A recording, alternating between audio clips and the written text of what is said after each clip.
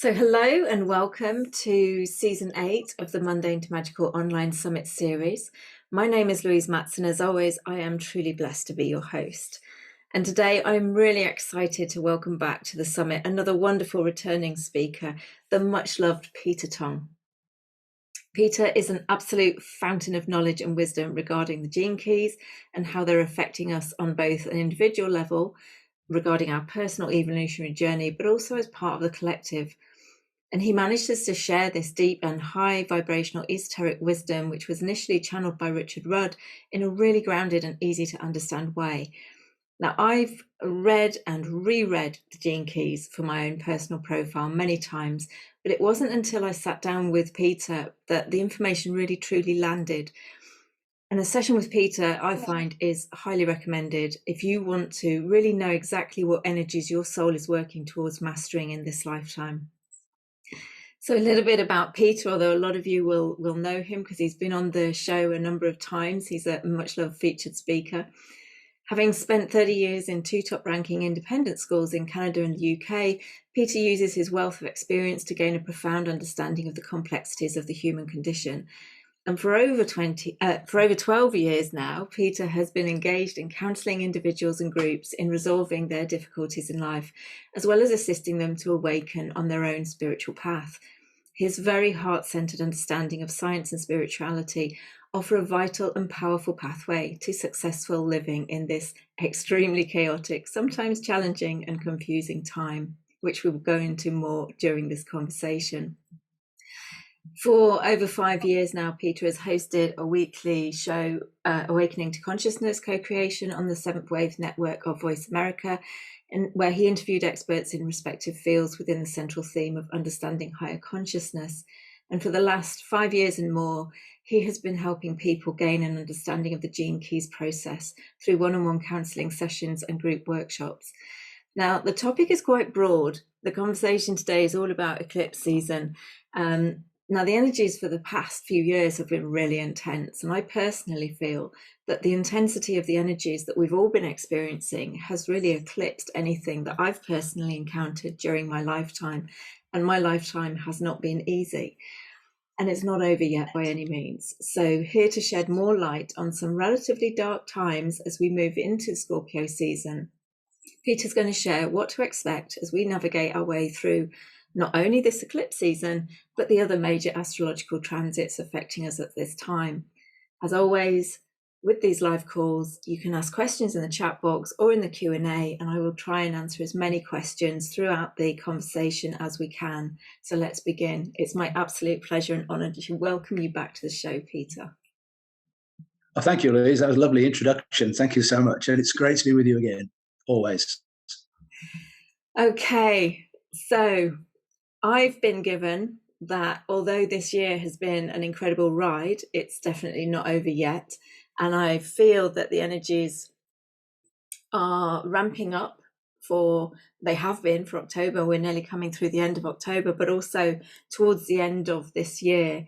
So I know that you want to talk about quite a few different aspects and elements regarding the amazing astrological transits that we're experiencing at the minute. So where would you like to start? Well, I'll start by saying the reason that we are alive today on the planet is exactly what is happening on the planet. We were set up to be here at this time. So it's really, really important that our viewers are really aware that we've set ourselves up to be here during this most intense time, because we're dealing with the end of an age, several thousand years of patriarchal domination, and that is coming to an end. And what's really important for people to realize is it's already game over. They have lost. And as you said earlier before we came on live, the difference now to just only a few months ago is all the secrets are out. There is no hiding place. And the only advantage that group had was secrecy. And it's all gone. We now know who all the characters are. We know what they're planning to do. And although a significant number of the human race are still completely locked into their own enslavement, there are so many people that are now awake, and more are waking up daily, that it's already through the turning point. Mm. And so now then we don't need to focus on the dark side, because they are burning themselves out, and they'll turn on themselves as this unfolds. They already are. Mm. So what we're wanting to do now is to focus on the future and the highest expression that we can reach in what we truly want for the new earth in the new age. Mm. And what's going to happen is it's really important to understand that that energy is not yet embedded in to form. So we are here to be the co-creators of the new earth through our own individual intentions, which will become the collective intentions. So you will have your intentions, I'll have mine, and they won't be the same, but there'll be a common element. And that's how the new earth is going to be created. And it does tie into this eclipse season very closely. And so that is one of the things that I want to talk about. But before I do, I think it's important to talk about this Venus star point that occurred last Saturday, the 22-10-22, because there's a very powerful overarching energy that, again, it's important for people to understand. So I'll just explain that in the simplest possible terms. The Venus star point is the ratio that exists between the rotation of the Earth and the rotation of Venus around the Sun. So the Earth, as you know, is 365 days. Venus is 584 days. So that ratio is the 5/8. And many of your viewers will recognize the 5/8 as being part of the Fibonacci series, the golden mean.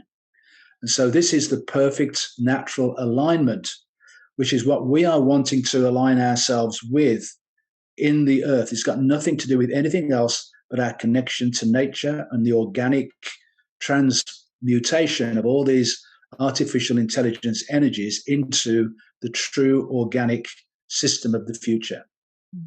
And so the way this works in this 5/8 ratio, it's a beautiful, and I wish we could see it in time. I've seen it as a simulation, and it's beautiful. Over 8 years, Venus and the Sun come into these conjunctions, which create a perfect 5-pointed star. So that's the 8-5 connection, right? So every 8 years, you get this beautiful, perfect 5-pointed star, which is the divine feminine. So this Venus star point happened last Saturday when Venus and the Sun came conjunct, but they came conjunct at 29 degrees Libra. And why this is really significant, the last time there was a Venus star point in Libra was in 1770. 250 years ago. So I went back to check what was happening in 1770, and it was the end of the Age of Enlightenment. It was when these wonderful music composers came in, Mozart, Handel, Haydn.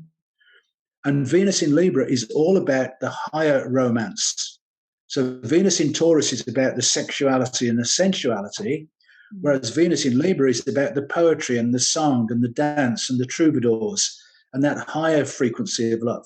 And so that was what was taking place back then in 1770, but it was also leading into the American and French revolutions. And really interesting, what is happening on the planet today, when you go back to one of the main characters then, it was Marie Antoinette. And she was a young 14-year-old princess from Austria who was set up to marry one of the future French kings, Louis XVI. So she moves to France and again, allegedly, becomes this very opulent, free spending money person with no awareness of what was going on with the people. Now, whether that's true or not doesn't matter, because she was a symbol of that, right? And when it got to this, it's okay. I'm just when gonna, we got I'll to let this, you talk. I just have to get the door. Okay, that's fine. Louise has got some new puppies. So when it came to the real crunch with the people, and the people went to Marie Antoinette to say, we don't have any money for bread, we don't have any bread, she allegedly said, let them eat cakes, because she had no understanding of what that was like to be in poverty. And all she had was all this luxury and money and champagne and fancy cakes and all of that. So what happened in the end? She lost her head. She got guillotined, as did Louis XVI. And why this is important, this is exactly what's happening to us today. Let them eat cakes. All the people with all the wealth in the world don't care about us at all. And they are pushing their own wealth as far as they can by all of this false inflation and destroying the food production and all of that to have total control over humanity. But it's not going to work, because there is going to be a revolution, and it's going to be a love revolution. And that's what we are involved in. So what we are here to do is to raise our frequency the maximum that we can and not let ourselves get pulled down. And because of what's happening on the planet, all over the planet, we do get sucked down into the lower frequencies occasionally. And it's really important. You may want to keep one eye on that, but not get pulled down into it, and hold to the highest frequency that you can. So that Venus star point was on Saturday. And then on Sunday, Venus and the Sun moved together into Scorpio, which led into the partial solar eclipse on Tuesday, just yesterday. Yeah. So then Venus and the Sun were together in the 2nd degree of Scorpio. And so now this was a fresh new beginning. So what we're supposed to be doing, and this is already, it's still in place, it's not too late, is to set very clear intention of what we want for ourselves in the future to step into this new earth. And that's the energy that we want to take in. Now, I want to, if you don't mind, Louise, I want to go back to the last eclipse season, because there's an important connection between the two. Because this eclipse season, we've got the partial solar eclipse Scorpio, total lunar eclipse in Taurus. Back at the end of April, beginning of May, it was the other way around. We had the partial solar eclipse in Taurus and the total lunar eclipse in Scorpio. And on that occasion, this was in the May 15th. So I'm suggesting that the viewers really take some time after the show to look back to this time. So May 15th, where we had the eclipse, at exact right angles to that eclipse was Saturn in Aquarius. And Saturn operates in 7-year cycles. So what we were being asked to do was to look back 7 years to 2014-15 to see what program was running that was controlling our lives from that time to this time last May. Because that 7-year period, basically Saturn was back where the total lunar eclipse took place 7 years ago. So Saturn is running this program to show us what we need to look at. And what we need to look at is, am I done with that 7-year piece? Am I refining it, or am I starting completely new? Because the next 7 years takes us from Saturn going from Aquarius into Taurus, where the Sun was.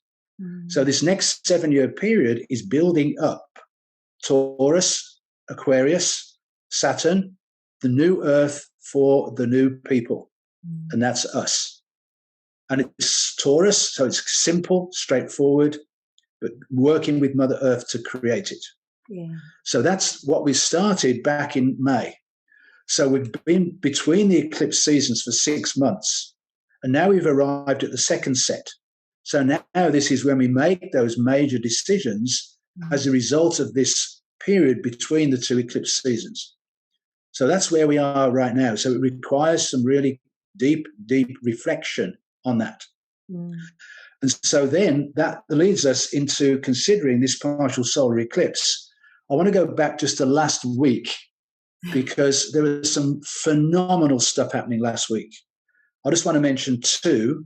One was the Padicota Robles conference down in Santa Fe, New Mexico, which is, she's held this Congress every year for 36 years, since the beginning of harmonic convergence in 1987. And she's been absolutely committed to this energy, because she knew that was the beginning of the change that we're now going through. And she focused this year on the generational change of the changing of the guard.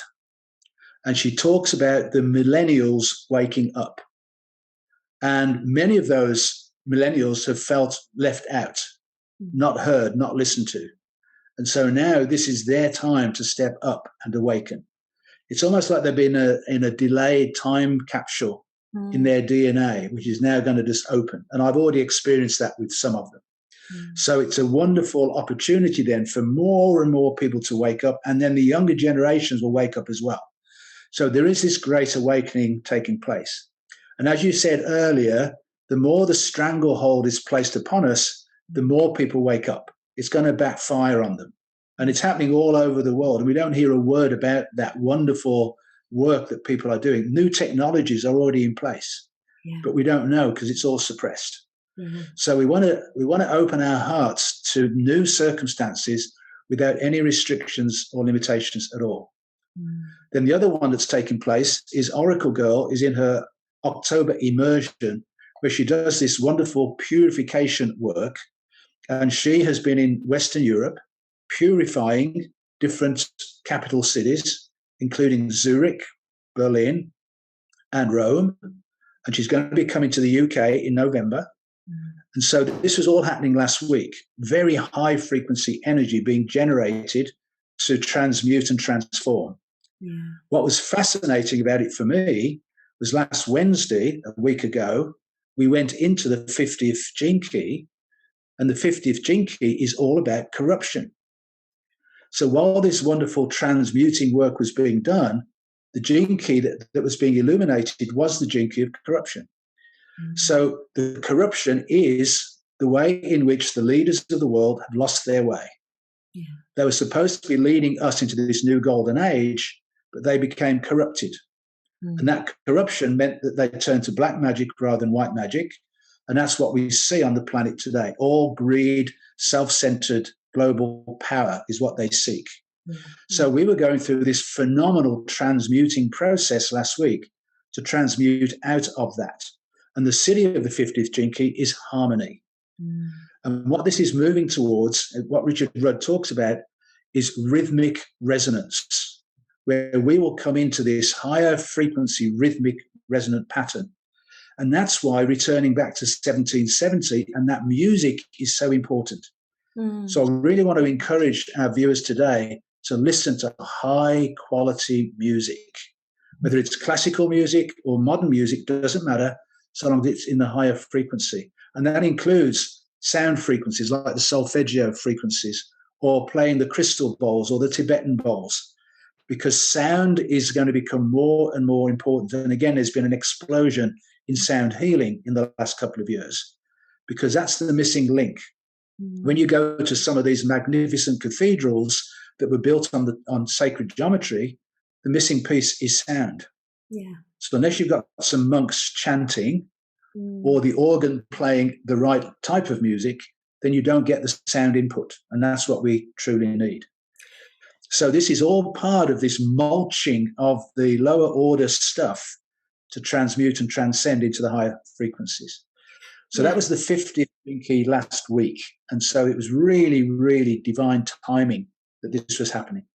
Absolutely.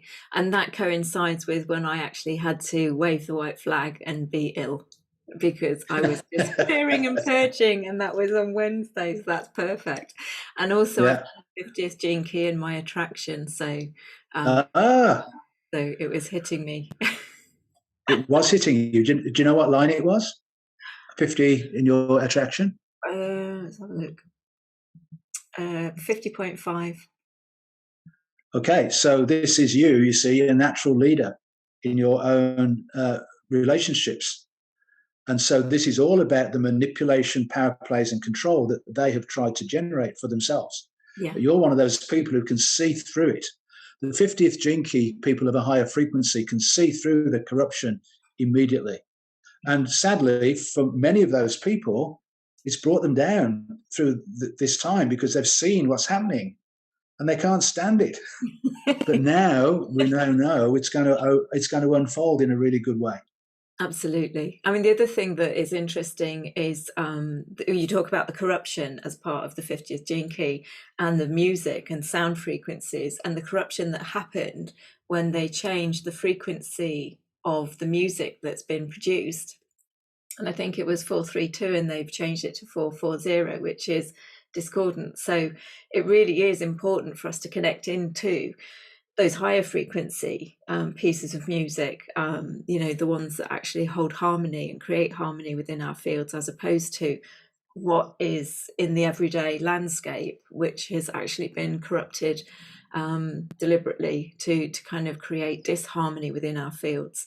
But yeah, I've noticed sound has become to the fore, and in my own work, speaking light language, chanting and gabbling away in all kinds of different languages when I'm doing shamanic work and stuff. But what people are saying is it's the kind of the frequency of it that's coming through in our tone and things like that is really felt.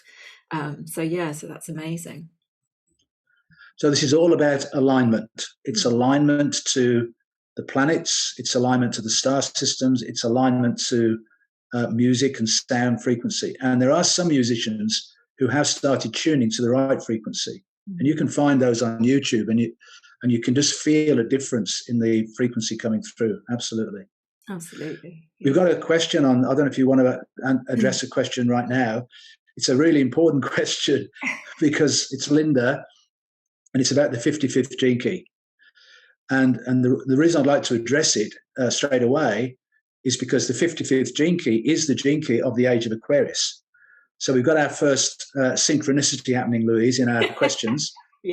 Because this is really important. And the 55th gene key is the only gene key in Richard's book where he does any prophesizing about the future.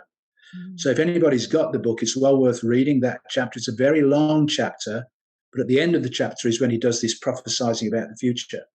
And we did enter the age of Aquarius on the winter solstice 2021 when we had that Saturn-Jupiter conjunction at 0 Aquarius. And so that then kicked in. Now, this is a 2,000-year period, so it doesn't happen overnight. It takes some time.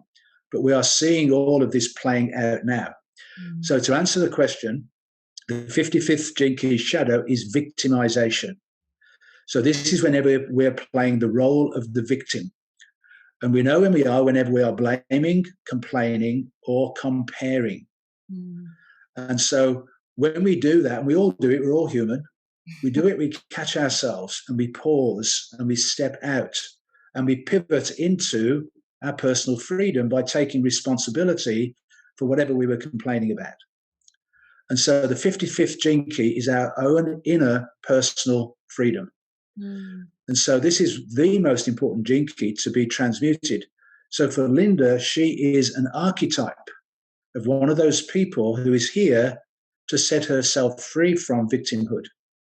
And the way we do that is by noticing when we get triggered by people in our lives. And there are loads of those people ready to trigger us. So when we do, we just pause and we breathe. And if we can, we may take a step away. We may detach from the situation. But then we go into a quiet contemplation and think, what was it actually that triggered me? What was the feeling that came up? Try and name the feeling. And then think back to when that has happened in your life previously. And think, when have I felt this way before? And it always goes back to childhood. And it's in our childhood that all these images get imprinted into us that become embedded. And this is what we're now doing with the gene keys. And the beauty of the gene keys is to unravel the blockages in our DNA caused by these experiences in life. It's a very gentle, loving, kind process with ourselves. Yeah, absolutely. So I do want to drop in before we go any further to this week, because now we're in the energy of the partial solar eclipse. And the gene key involved is the 28th gene key. And the 28th gene key is this final week in October leading into Halloween. And it is the deepest, darkest gene key of them all. So if you imagine all the ghosties and ghoulies that come out on Halloween and put them into one demonic being, that is the fear that we have to face in our lives through the 28th gene key. And typically it goes back to the fear of death or the fear of living life full on. So this is the week when it's important for us to take a journey through the underworld into our deepest, darkest fear. Because you can't avoid it. You can't go around it. You can't go over it. You've got to go through it. And it is what's called the shamanic death. It's dying to all of the old energies that are no longer serving you. Yeah. So looking back to that first eclipse season and coming forward to now, we've been shown in this last 6 months what we need to let go of forever. Yeah. And that does include, sadly, some old friends, because there are some people who are not getting it at all. And we must not try to drag people along as kicking and screaming. We've got to let them go. They may get it and they may not. And that's their free choice that we can't interfere with. Absolutely. What we can do is find those people who are already on the path, our soul tribe, and connect.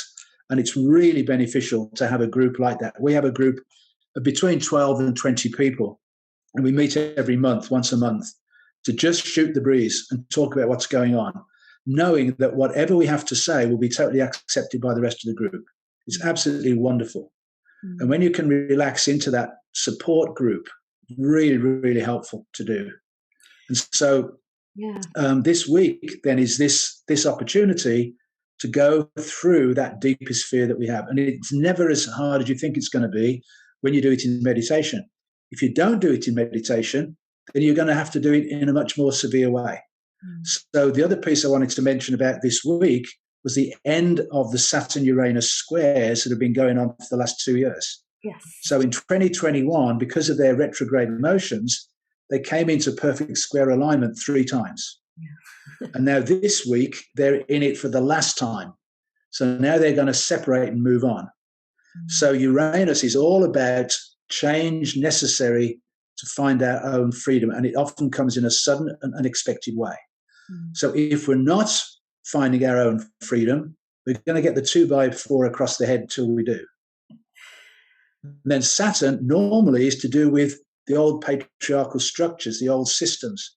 But now, because they're moving apart, I'm seeing it as creating the new structure that we need to create for the new Earth. Yeah. Because Saturn in square with Uranus is now really significant in the total lunar eclipse on November the 8th, because we're going to have the conjunction there between the North Node in Taurus with the Moon and Uranus, precisely aligned. Wow. So this is basically saying this is time for us to really step into our freedom in the new Earth, illuminated by the Moon. And dead opposite to that, we've got another major conjunction with the Sun. Venus is still together, and now Mercury comes in, and they're on the South Node. So this is now about the illumination at the other end of the spectrum by the Sun. So this is the balance point that we're needing to find. And we could see it as a massive opposition, but we don't want to do that. We want to see it as how can we put them together to support each other, to support us. It's like the seesaw or the teeter-totter, where we could have these two in opposition, but let's find the balance point. Yeah, absolutely. So the reason that's so important is this is happening in the first and second gene key. Right. So the Taurus energy is the second gene key, and the Scorpio energy is the first gene key. They are, the second is the most feminine of all the gene keys. The first is the most masculine of all the gene keys. So the North Node is the second gene key. So this is our looking towards our future destiny. So this is what we need to do on November the 8th, or between now and then, tuning in to our intuitive, receptive feminine. This is getting underneath the mind, into the heart, or even into the gut, and feeling in the Moon, feeling in to what really matters. What are my true values? And let my receptive feminine side lead the way through whatever intuition, whatever synchronicities, whatever shows up, but getting out of the brain, getting out of the head. And that's the second gene key, where the Moon is. The Sun is in the first gene key, which is the most creative gene key of them all. It's the very beginning of the journey. Nothing has happened yet. Mm. Everything's in this chaotic prima materia. And then we come along and we can now not only have a great idea, but we can bring it into tangible form. It's the first gene key. That's what it's all about. It's fresh, it's beautiful, and it's unique to you in your creation. But it's not coming from the mind, it's coming from the heart. So our heart's intelligence now starts to take over. And what's really important, I'm learning, Lou, with a lot of people who have this gift, they let their mind discount the gift. They let their mind dominate and overanalyze and destroy the intuitive knowing that they have inside them. So now we've now got to get the mind to be subservient to the heart and allow the heart intelligence to lead the way and the mind to follow. Absolutely. And it's interesting. It's always perfect, but there's two speakers this summit who are specifically talking about, playing with your intuition, awakening spiritually and connecting with your intuition. So Great. It's all perfectly coming together in this summit for the tools and everything to be able to do that, because I know a lot of people do struggle to get out of their heads and allow themselves to drop into their heart fields. So we've got quite a few questions coming in. I can empathize with the shamanic death aspect, but I don't have the 28th gene key in my chart. So right. Well, it's affecting all of us right now, right? Because the sun is illuminating it, it's affecting all of us. Yeah, and I think that's one of the most important things. I mean, whether these gene keys that are really essential from a collective perspective are in your chart or not, they are impacting and affecting us all, because we are all one ultimately as a collective, and so we're all going to be impacted and affected. If it's in your personal chart as well, you may feel it more, and you may feel it on a deeper level, but if we're open to it, we can really work and utilize the awareness that we are being given, and it's being shared in talks like this to our benefit, in terms of working with those frequencies and those energies. I just want to finish off with the 28th. It's not all negative. Yeah. So I've discovered a lot of people with the 28th gene key work with death. So people like death doulas, or people who help people cross over, because they have this intuitive understanding of the process that goes on. And also, it's also important to understand it's a Scorpio gene key. So when you've transmuted out of the shadow, then it leads into this magical, mystical life in the future, because stuff just percolates up from the underworld. And you think, how did that just happen? How could that possibly have happened the way that it did? And so you shift out of this fear of death, and you live life full on in the juiciness of life, and you just recognize all these magical things that are happening. And that's the positive side of the 28th gene key. So Richard Rudd would say, the deeper and darker the shadow, the greater and more wonderful the city and the gift. So once you've been prepared to step through the dark nights of the soul and come out the other side, then everything turns into this beautiful future. Absolutely. And I can attest to that in my life, as I've journeyed through the shadow of my life. It's stepped out into much more light. And I think that's one of the key things that's coming through, actually. It's, we've been so focused on the shadow, and I'm not saying that we're not to do the shadow work, but it is not to forget that, the light side, and to connect with the magnificence of who we are, and the light of who we are as well, and to focus on bringing that through. Because I think when we've got such chaotic and challenging times in our face, to an extent, depending on your perspective in the outer reality, we can kind of get really sucked into that energy, but it's allowing ourselves to stay aware of the other side. There's always the other side to it. Yeah. Actually, can I just address a couple of questions here? Yeah, absolutely. I'm looking at Caroline Merlin, 53.3 in her life's work, and she's asking about light body and financial abundance. And so life's work 53.3, the line 3 life's work are those people who've come into this world to get a deep and profound understanding of the human condition.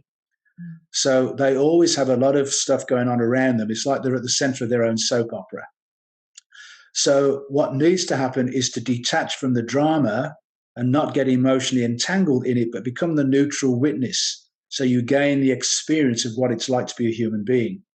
And the 53rd gene key is the gene key which can be self-sabotaging. It's the fear, again, we're back into the fear again. It's the fear of not knowing how something is going to happen. So you can sabotage yourself by dropping into that fear space. So whenever someone with the 53-3 is going to start a new project or start something new, it's really important for them to confront the fears they have around it. And again, one of Richard's best lines in his whole gene key profile is wisdom is not knowing. In other words, trusting that we have the competence and the resources to cope with whatever shows up. And so that's the 53.3, but she also talks about light body and financial abundance. And again, what I've learned over the years of doing this work, a lot of spiritually gifted people are not grounded in their bodies, so they don't have financial abundance because they're not manifesting in this realm. Now, you might think now you don't want to be manifested in this realm with all the corruption in the financial system. And who knows what's going to happen next with the financial system. There are all sorts of speculations, and we just don't know what the reality is going to be. So for financial abundance, what we've got to do is look at our Pearl sequence and look at the 4 spheres in the Pearl sequence to see where we can find that, I'd like to use the word rather than financial, prosperity. Prosperity is abundance on all levels: health, wealth, relationships, everything. And then when you look into your Pearl sequence and you look at the gene keys involved and the lines involved, that gives you a really strong insight into how you will find your own personal prosperity. And then the question about light body is really important again, because people in the spiritual realms are too focused on going out of body into woo-woo land. And this is about coming down and in. Your light body incarnates into you in physical form. Well, if you don't feel safe in your physical body, your light body definitely won't. So unless you can get rooted right down in the base of your body and feel safe, your light body is not going to come in. So the light body comes down and in from on high. It's not about you going up and out to meet it, because we want to anchor it in. And this new earth is about that. It is about bringing our light body into form. Absolutely. Yeah, definitely. Maria was just asking, how can I see in the gene keys what needs to be worked on at the moment? Is there something like transits in astrology that shows us more? But that's what you've just been talking about earlier on. Yeah. There are the transits, right. As it were, from a gene key perspective for this time. So let me just comment upon that, because that's a great question, and there's another big piece of the puzzle coming in from that question, and that is Mars is just about to stand still and go retrograde, and that's happening on October the 30th, and it's going to be a really long, drawn-out Mars retrograde, and it's going to go back, and then it's going to come forward again. Well, it's turning in the 12th gene key, and it won't return back to the 12th gene key again until March next year. Right. So I'm seeing this as a period of time where Mars is going backwards to say, we've got to review what's just happened here. We've got to look back over what's been happening and make sure we've got it all, so we're clear on what we truly want. And March is really significant. There are a couple of things. Saturn's moving out of Aquarius. And more importantly than anything else, Pluto finally leaves Capricorn. And it's been hanging out in Capricorn for a long time, and it won't return for another 250 years. So Pluto moving out of Capricorn into Aquarius in March, I think it's actually around about the spring equinox, March 23rd. It's another major turning point. So I'm seeing this Mars going retrograde in the 12th gene key as being a really important moment, because the 12th gene key is the final stop codon. and Mars is turning in it and stopping. Right. So it's like this is the end of the old era.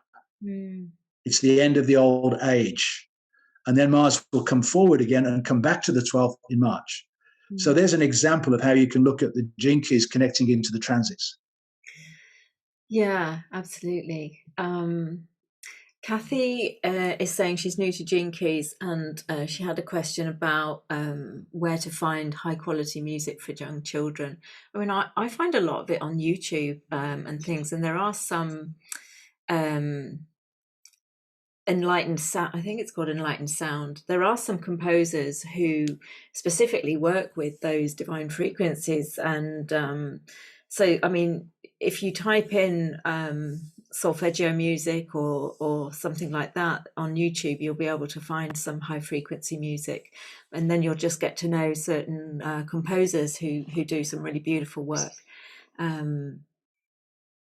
Yeah, whale sounds. So just to add to that, listen to the kids. What do the kids love to listen to themselves? They know the answers. So, play a few things and just see what they love. Yeah. Let the kids decide themselves. Absolutely. Yeah. Okay. So just answering Maria's question, yes, in human design, Mars will be in the 12th gene key if you looked at the current profile on human design. Yes. Right. Okay. So we've got a few people who are talking about certain aspects within their own personal profiles. Julie Stone says she did the gene key discovery and she's a 56. How does that influence her purpose? She's an entertainer, comedian, and writer. Sorry, I shouldn't laugh, but this is the beauty of this, right? She's an entertainer, right? The 56th gene key Siddhi, the highest expression, the subheading in Richard's book is the divine entertainer. So your purpose is to entertain with a purpose. So the 56 gene key people have got to be very, very careful about getting distracted away from their true calling. So being the comedian entertainer, it's really important that within that there is a purpose, which is to help people awaken. So the 56 gene key people mustn't get distracted by typically senses, often colors, bright colors, watching too much television or Netflix or whatever it is, playing computer games, whatever it is for you. And that takes you away from your true calling. But your true calling is to use your ability with entertainment to help people wake up. And this wonderful siddhi of intoxication. And that intoxication is you become the divine drunk. You become drunk on spirit. And all you want to do is what you did. You just laugh. You just want to laugh. And people with the 56 gene key have an intoxicating laugh. So this question then is about just laughing, having fun, being an entertainer, but there's a purpose behind it all. That's beautiful. And again, I mean, how perfect is that? You've already been guided into a role or roles that is your sole purpose because you're here to be the divine entertainer, and that's exactly what you're doing. So, even without, and that's the beauty of this. I think whether you're aware of your profile or not, when you have your profile gone into in depth with someone like Peter or through your own investigation, you find that actually your life's been perfect. Where you are at the minute is perfect. All the things that have happened in your life has been perfect to kind of work through and transmute these lower frequencies into the higher aspects. And that's certainly from my perspective, one, it gave me a deeper understanding having sat down with you, because like I say, sometimes when I read information, I find it difficult to take in. And so having that kind of conversation with somebody who's literally an encyclopedia of the gene keys is wonderful for me, but also it gave loads of validation on where I'm at, what I'm doing, and also what my life has been up until this point, which I also feel is really, really essential to our journey.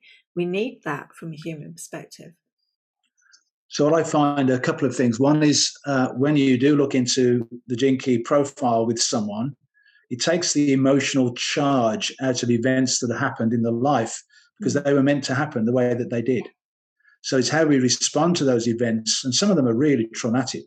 But again, it's how we respond to them that brings in a deep and profound healing. And also there's this incredible validation and confirmation that you're on track. Yeah. Most of the people I deal with are already well on their way. And it's just a confirmation that they are.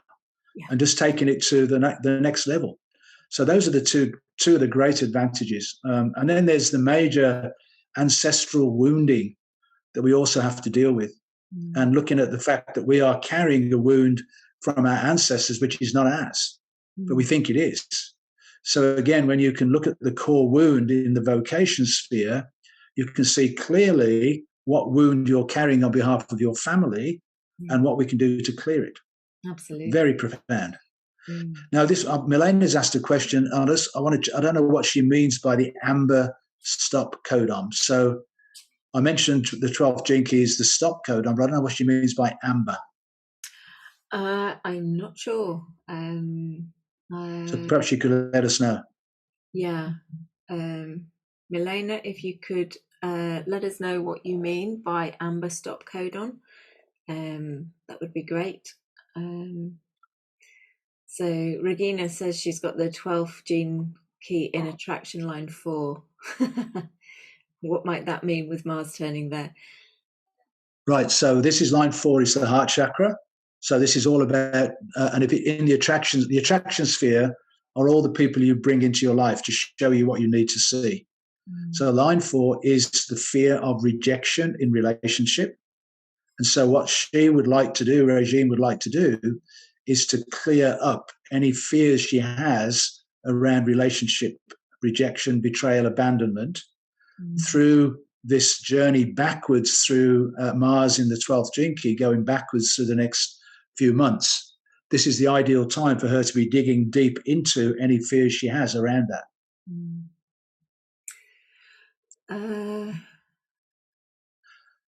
And then Joy has asked this question a couple of times, so let's take a dive in there. 63.4 in her pearl and in her culture. Okay, so this is really easy. Stop doubting yourself. 63rd gene key is all about self-doubt in the shadow. So it's in the pearl sequence. So it's about Joy in the outer world and also in her world of work. And what she truly wants is to be a networker of people. She wants to bring people together in harmony in her heart. And it means then that she doubts herself in that regard. And so what that tends to do is to take people with the 63rd gene key on a journey of seeking the truth. And that journey can only take you so far because the logical sequential process doesn't do it. So you've actually ultimately got to surrender to the mystery, which is the 64th gene key. They're programming partners. So in the end, you let go of all the learning and step into the present moment and surrender in awe and wonder to the world, the natural world. And then you begin to realize and understand that doubt is a part of the truth anyway. We all have it. I'm sure before you started this new season, you had some nervousness around doing it. And it's a good thing because it means it's important to you. And me too, before we started the show, there's that little bit of butterflies in the tummy comes in. And it's a good thing because it means we know this is important and I'm going to give it my best shot. Absolutely. What we don't allow is the doubts to stop us doing things. Yeah. So we embrace the doubt to go, oh, okay, that's just, I know this is important. Now I've got to push through it, go through it.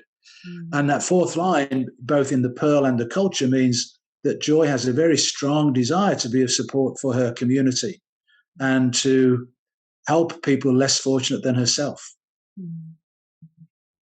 Milena has written some kind of clarification, but that doesn't mean anything to me, I'm afraid. So if you can understand. Nor me. She's obviously into a depth that we aren't talking about today. I don't know that level that she's talking about either. So there we are. Yeah. Sorry, Milena. Stop codons. Your table is taken from Wikipedia. How can I know which of the 3 stop codon gene keys is the amber? I don't know. I mean, that's beyond No, my knowledge. she's going well beyond where we are, for me personally and for the show. Yeah. Okay. That's also an important thing to do, is to admit when we're wrong. Because I saw a while ago, or we don't know, I saw a while ago someone asking about the 31 in the Yes. vocation.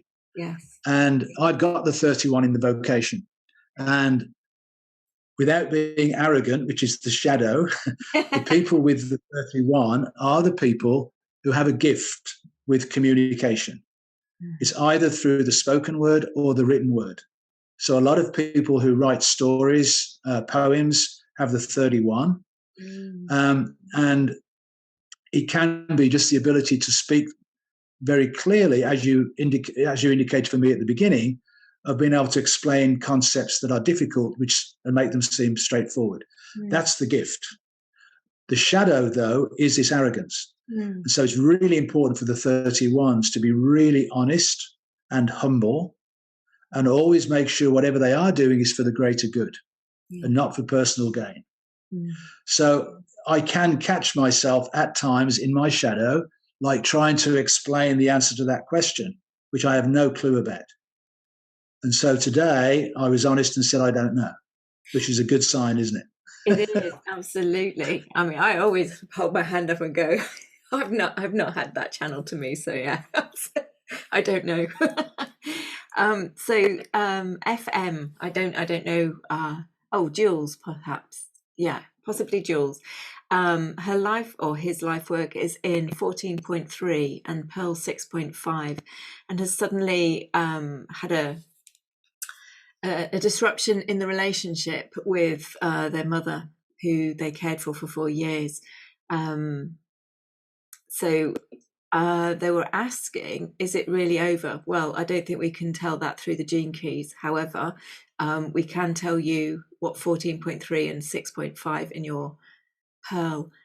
6.5 in your pearl, is that an actual, because I know the pearl sequence, but is that, oh no, it is, it's the middle. Yeah, no, that's the pearl, yeah. No, I can explain it. Because the 6th gene key in the pearl, this is the final gene key in the profile. This is like your final contentment in life. And the 6th gene key in the shadow is the battle of the sexes. So there's a conflict that has arisen here with mom in some way or another. And I'll explain how it usually works. The programming partner of the 6 is the 36. And the line 5 is about who's in control here, who's in the power position, right? So the way it works is the 36 is the person that has nervous anxiety, which they express. And then the 6th gene key people get defensive and even possibly aggressive. And all that does is makes the nervous person even more nervous. So this is the conflict that occurs between the sexes. Now, it can be 2 people of the same sex, but it's one person takes the masculine role and one takes the feminine role. So the feminine role is the nervous anxiety and the masculine role is the defensive angry person. And so this is where we have our conflict. So the answer to the question, if it's going to be resolved, and it may or may not be, is through diplomacy. And it leads to peace. Peace is the city of the 6th gene key. So it may or may not work. Yeah, it's interesting. They've put that the mother's also got the pearl 6.5 as well. So there you go. There's the battle. There's the head bashing, right? And the 14th gene key, did you say it was in the life's work? Life's work 14.3. Yeah. So the 14th gene key is the loss of the dream. It's the compromise. So again, the belief may well be here that we can't solve this. However, the city of the 14th gene key is a most wonderful city. It's the Midas touch. Everything you touch turns to gold. So the way through this challenge for this family is through the gift of competence of the 14th gene key, which is efficiency, creativity, flexibility, and enthusiasm. That's what leads to the Midas touch. So I'm going to suggest that in this family situation, that the mother gets saturated with the gold frequency just emanating out of the heart of the people involved with her. Mm. And just see if that creates an energetic shift in the situation. Mm. When you get into conflict that doesn't appear to be resolvable, the only thing we can do is use energetic pathways of peace and support and love and harmony. And that's best done through the gold frequency. Mm. That's really beautiful. Yeah. Maria was asking about where in the gene keys does it give us the information on how we live or survive financially? And there are separate pathways within the gene keys, and the Pearl sequence is around that, isn't it? You got it, exactly. That's exactly right. So it's a consideration of the Pearl sequence. And typically what's preventing us from living in prosperity is almost certainly going to be the core wound of the family ancestral wounding that hasn't been healed. Mm. And also the culture. The culture is the last stumbling block in the whole process that can keep us blocked on the journey. I just want to mention something that came up very recently through Oracle Girl, which I had not considered previously. And that was, she was talking about this ancestral wounding that needed to be healed. But she also said there is actually a wound that we pick up from the location of our birth. Mm. So there is wounding in the land where we were born that we also are carrying with us. And that's also something to be cleared.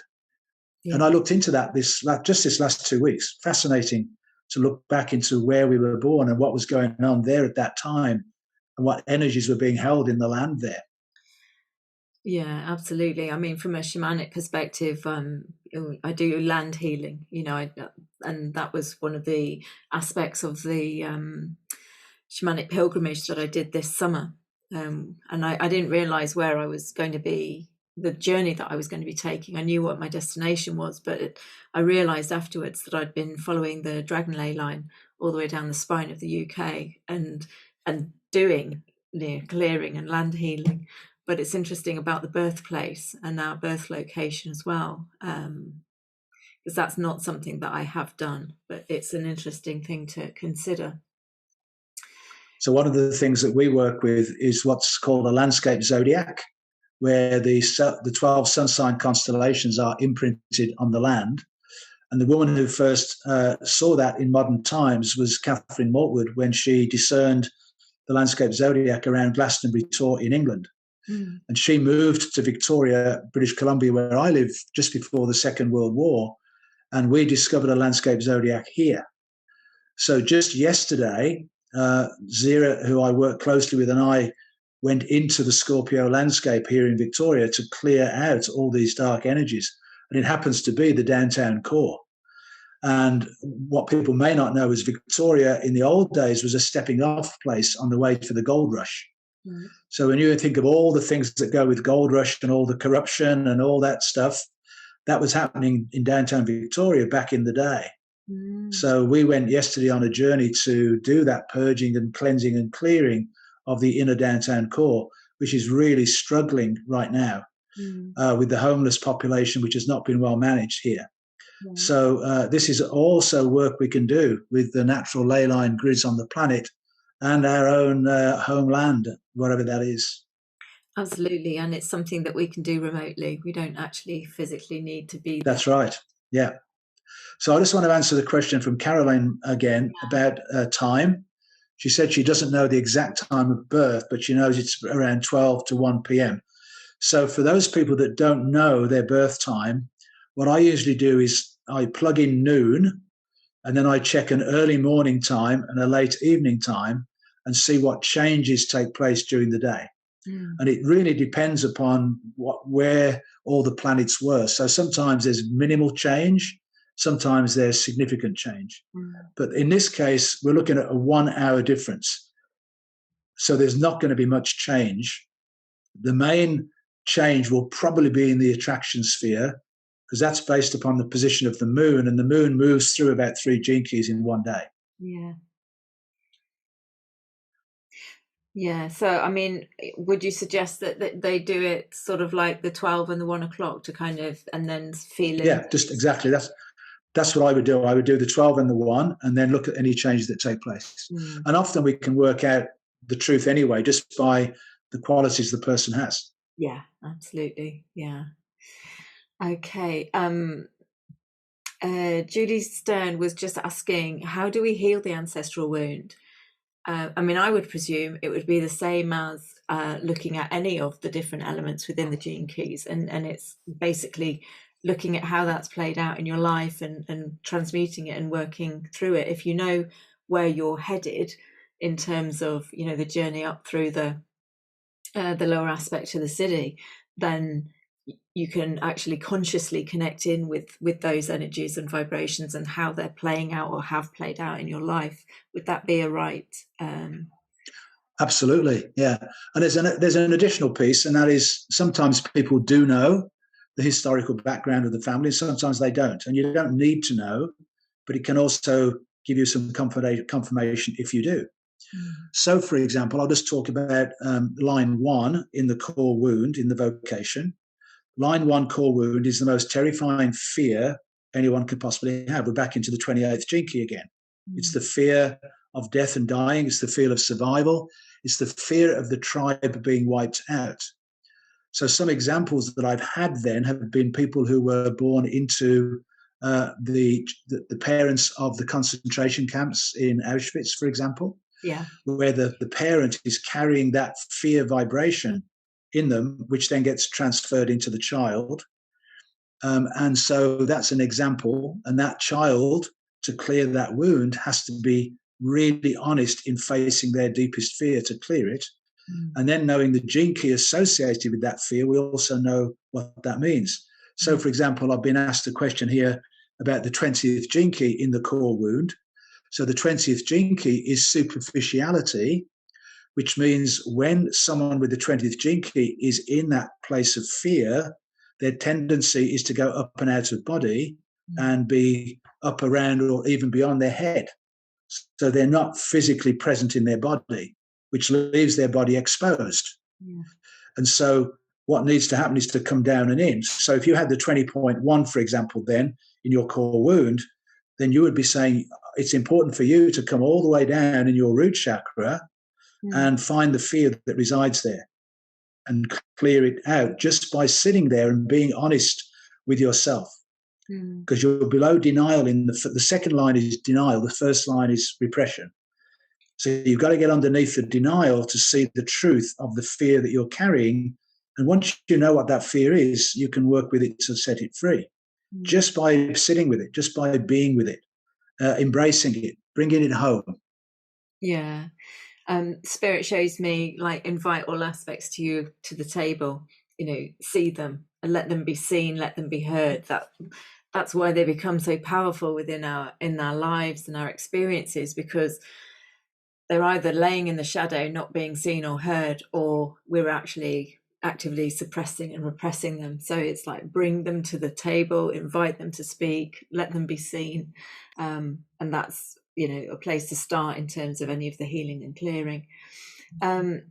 Nikki has placed that she has 58.4 in purpose and 58.1 in EQ. And she's been in a stuck state for some time now. She's withdrawn from a lot of people. She's also got 18.1 in life's work and 52.4 in radiance.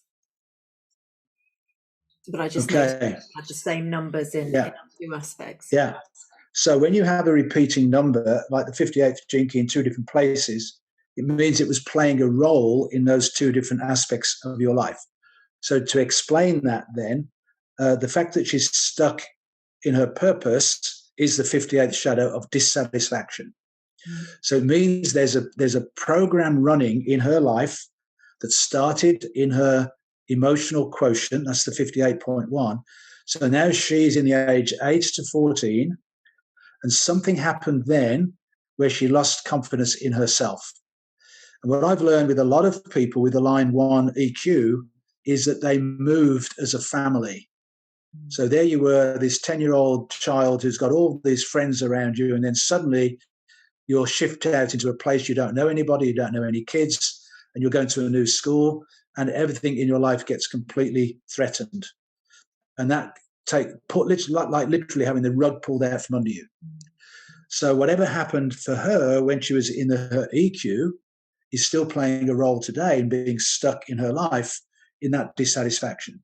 Now, the 18, I'm glad you mentioned the 18, because the 18 is the gene key where you get stuck in your own mind matrix.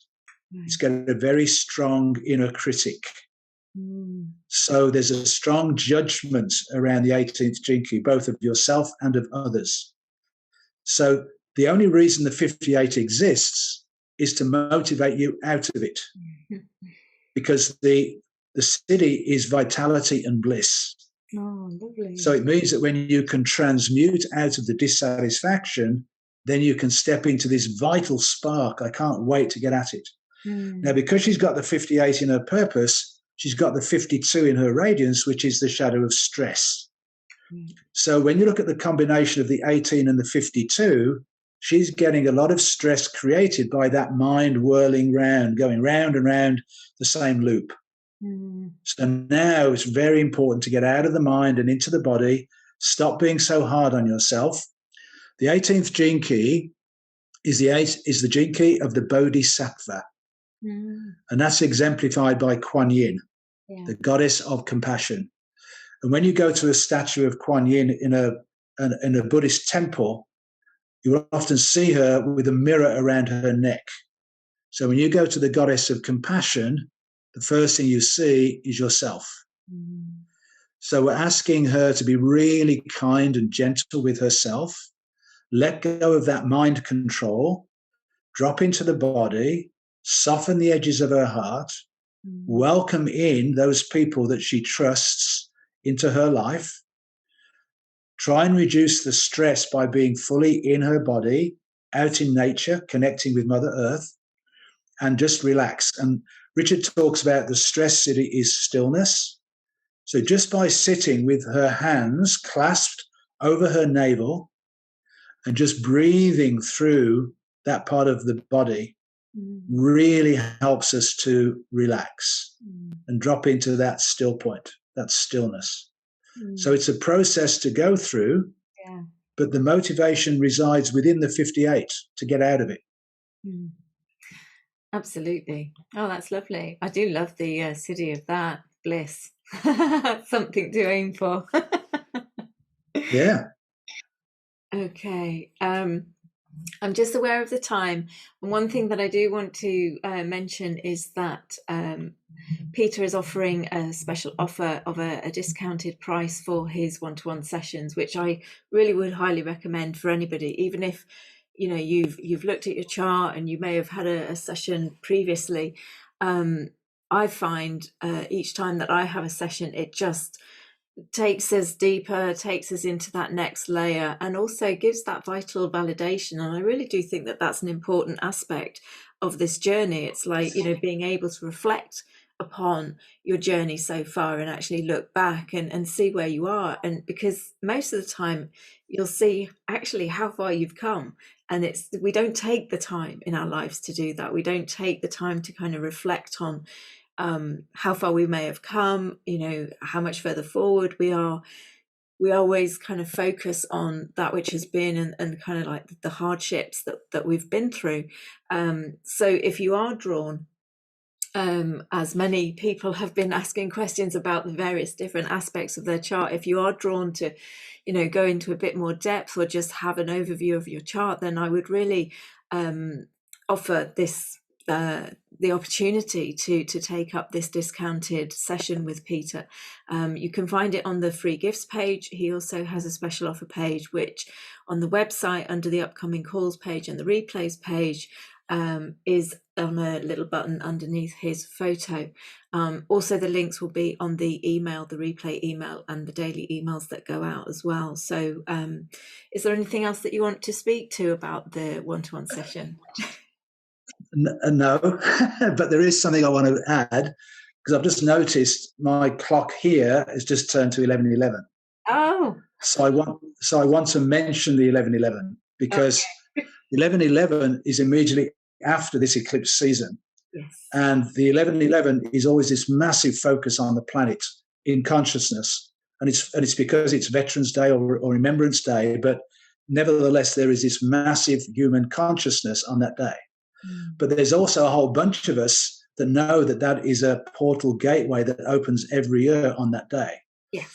And it's underneath the 43rd gene key, which didn't get a mention today. So I'm going to mention it because the 43rd gene key is the epiphany. And what this means is that when you, on that day, if you can connect to that portal and allow the energies to flow from source all the way down and into your heart, you can have an epiphany. And it comes as a sudden and unexpected shock. And it comes through the heart, not through the mind. And you just know the truth. Now, it may or may not come on that day, but if you set that intention, don't be surprised. And I just had a funny conversation this last week with a woman who did the epiphany experience with us some time ago. And she's just realized now that she had an epiphany then, but she hadn't realized she'd had the epiphany. So, you know, we don't, again, it's really, I really want to encourage everyone to be comfortable in being in the mystery. Allow the mystery to unfold. It's magical when you do. And that would be my final comment.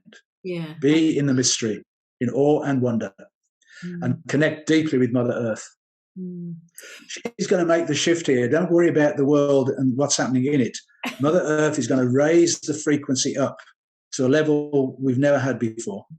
Absolutely. I mean, we're seeing it already. And in all fairness, we're seeing it in the physical, in that these conversations can take place. I mean, when I came in, I hid myself and, you know, I came in knowing who we are and kind of did my best to kind of bury myself so that I wasn't seen. These kinds of conversations couldn't take place in the open. And I know we are censored still on a certain level with certain topics, but just the sheer fact that we can have these summits, we can have these conversations, and we can openly be talking about, discussing and working on raising our frequency, raising our vibration, shows to me that, you know, planet Earth, Mother Earth, she's got this, you know, she's rising in frequency, and we can go along with utmost ease and grace, or we can get dragged. And again, it's our choice what journey we take. Wow, thank you, Peter, so much again for another amazing conversation. I absolutely love having you on. Oh, thank you. Joy. You're a great host, so it's a pleasure to be here. Yeah, even when I do have disturbances. I'm sorry I had to go and get the door. It's just that now I've got two puppies. If I hadn't have answered it, they would have just gone mental. Oh, no, it's great. It's all part of it. The animal kingdom are all part of this. Absolutely, absolutely. So thank you to everybody who's been contributing, been asking questions, making comments. You know, that for me is the joy of doing these live sessions, and the fact that you get the opportunity to connect live with the speakers as well. And, you know, it doesn't matter, like I say, if we didn't get to your chart. Please, if you haven't already done so, go and get your free Gene Key profile. The link is on the emails that go out with Peter's details, and have a look, because, you know, you may be surprised that some of the ones that was discussed today actually occur in your profile. But even if they don't, you know, they're occurring for us all, because we are all one. So just because our profile may specify certain codes and frequencies, those are what we're here to work on and master, but we hold all the others as well, because, you know, we are an integrated being of light. So you know, it really doesn't matter if something has resonated with you. It's resonated for a reason, and just go with that and trust that. And that again is part of trusting your intuition. So, well said. Well said. Thank you. Spot on. Spot on. So thank you to everybody for joining. Thank you, Peter, so much for joining us again. It is an absolute joy having you on. And like I said, you have the gift of being able to bring this high vibrational esoteric wisdom really down to earth in a very grounded way, so that everybody can understand it, and that is a real blessing. And I'm really grateful for you being here at this time, guiding us, assisting us, and navigating us through with the deeper understanding of what's going on a astrological and collective energetic level. So My absolute pleasure, Louise, and blessings and love to all. Oh, yeah, thank you. So tomorrow we have another live call. We have a brand new speaker. Her name is Wendy Rose Williams. She's a past life therapist. And she will also be talking about how to connect with your intuition, which is perfectly timed from the conversation that we've just had as well. So I hope you can join me then. But if you can't join me in the live, as with all the live calls, the replays will be available as soon as I get them uploaded after the session. I'm sorry that I haven't been able to live stream this season, but I'm still working on the technical issues that YouTube has given me in connecting, doing the live stream. I don't know what's going on, but it's just not letting that happen this time around. Hey ho, there we go.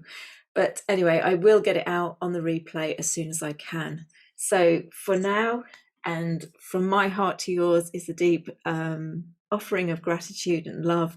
Go steady with the rest of your day, wherever you are in the world. So much love to you. Take care, everybody. Bye. Bye.